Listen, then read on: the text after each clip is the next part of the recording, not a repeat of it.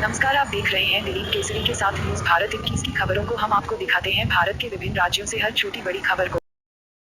गोवर्धन पर्व कनिष्ठिका पर पर्वत उठाकर श्री कृष्ण द्वारा इंद्र की आक्रामकता एवं अहंकार के खिलाफ संघर्ष का संदेश है। तो विवशता में हवि देने की परंपरा यानी सत्ता की जय जयकार के विरुद्ध लोक जनमानस को अभिव्यक्ति और दृष्टि देने का काम श्री कृष्ण ने किया। इस आंदोलन के चलते फिर इंद्र की चमक दमक गायब हुई तो फिर नहीं लौटी। गोवर्धन पूजा का पर्व लोकतांत्रिक शक्तियों की पूजा करने के श्री कृष्ण के अभियान की पूजा है। यह रामचंद्र शुक्ल के हिंदी शब्द सागर में गो और वर्धन के अर्थों के अनुसार निर्धारित किया जा सकता है।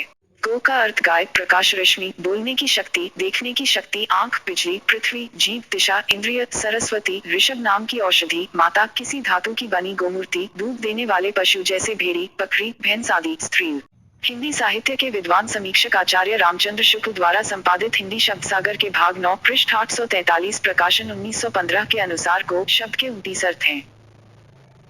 इसी तरह हिंदी शब्द सागर के दूसरे भाग में वर्धन का अर्थ बढ़ाना, उन्नति, वृद्धि, छेदना, काटना, छीलना, तराशना है। सामाजिक स्तर पर एक, जब इंद्र जैसे सशक्त देवता के अन्याय की पराकाष्ठा हो जाए तो प्रतिरोध की पर्वत जैसी शक्ति जनसमूह को देनी चाहिए। निजी जीवन में दो, जब इंद्रियों का स्वामी मन अनियंत्रित इच्छाओं, कामनाओं, वासनाओं की वर्षा करने लगे तब विवेक के कृष्ण सा कदम उठाना चाहिए।